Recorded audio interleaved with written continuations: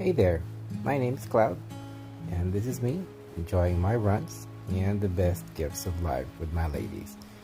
You can say I'm passionate about running. Welcome to my channel dedicated to recovery, rehabilitation, and running. Thank you for joining me in this journey to recover from the big C and hopefully one day soon run again. Hey, let's get after this. Thanks for joining me today.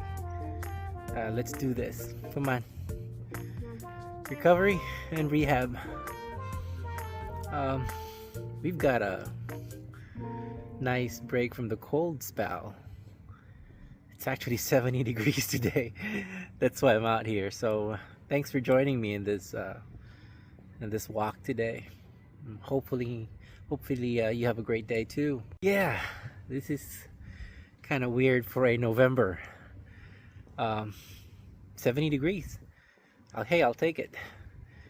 I get the chance to do my recovery rehab outside today instead of being indoors. So let's do this. Come on.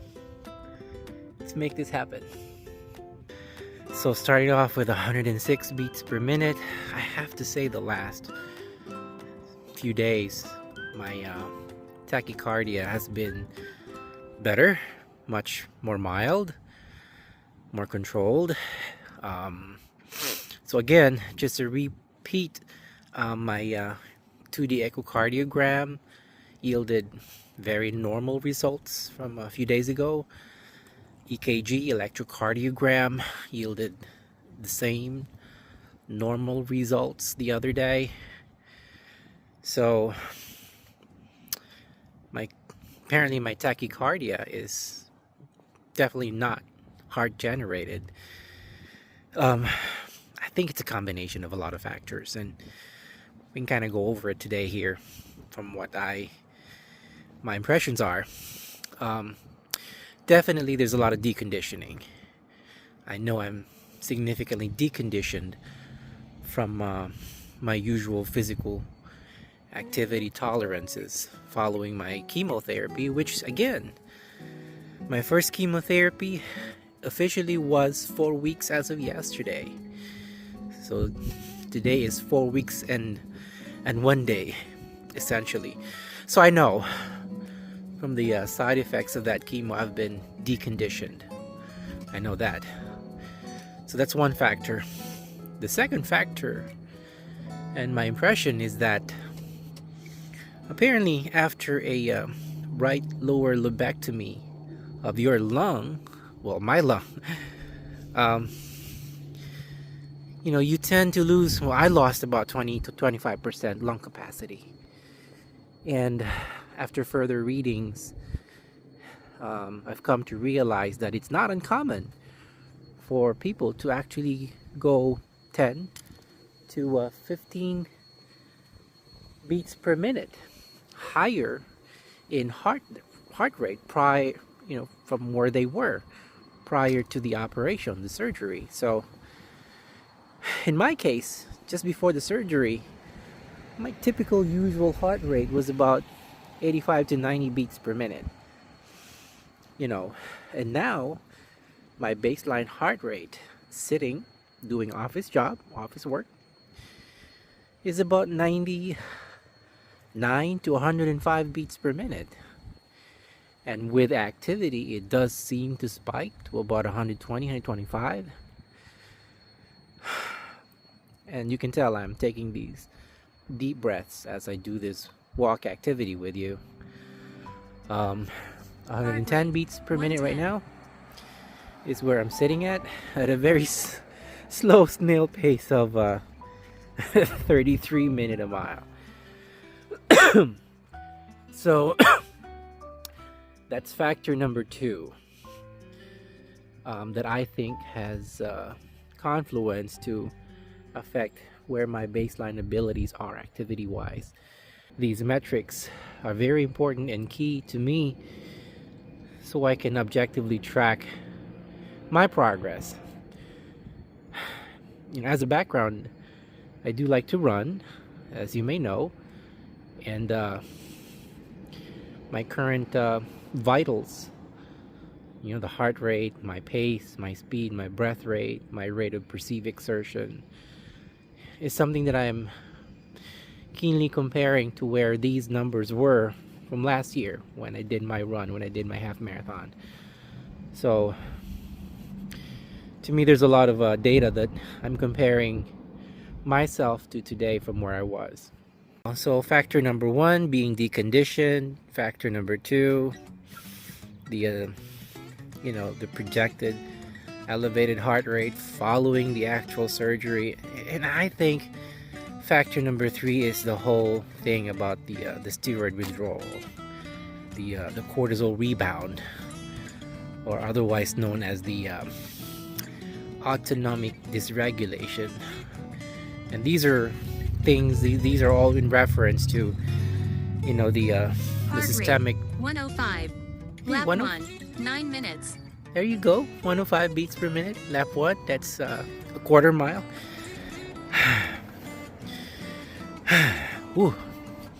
Have to take these deep breaths.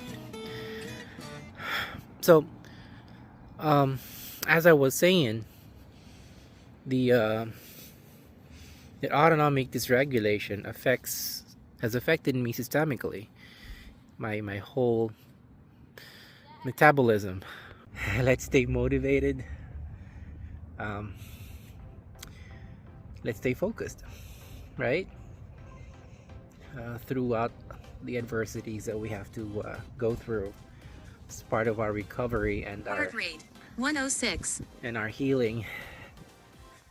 These are the things that we need to do to get over this barrier, to get over this obstacle. So I'm glad that I have you join me. So come on, let's keep moving. Kind of really glad to do this. 108 beats per minute, slow pace, 30-minute a mile walking pace. Slow, but glad to be out here.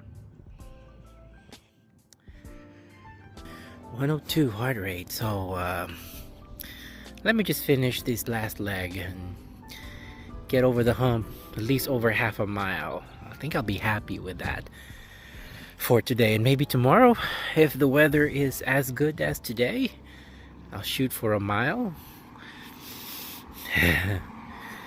The last few days of fall before we start having more wintry weather. Anyhow, thanks for tagging along today and joining me in this recovery and rehab program today. I really appreciate your company. I'd appreciate your thoughts too. So comment down below. Let me know how your recovery is moving along. What's been working for you, whether it be your diet, your treatment plan. I'm curious to know how other folks are handling, you know, their lap 2, 1308. How other folks are handling their recoveries, how you're handling your recovery. I'd like to know what works for you. Final thoughts from me today to you, to really both of us, is guarding our thoughts and our mindset and our perception.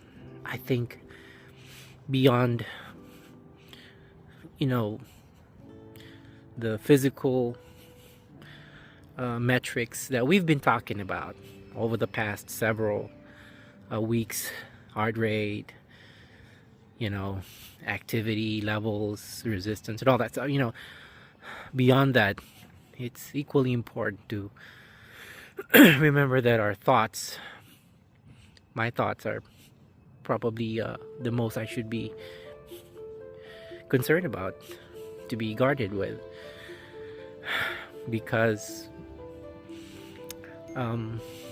it's easy to feel dejected, discouraged. It's easy to feel 106 anxiety, and be anxious about this entire process. So it's very important to stay positive, to live in the moment, to stay in the moment,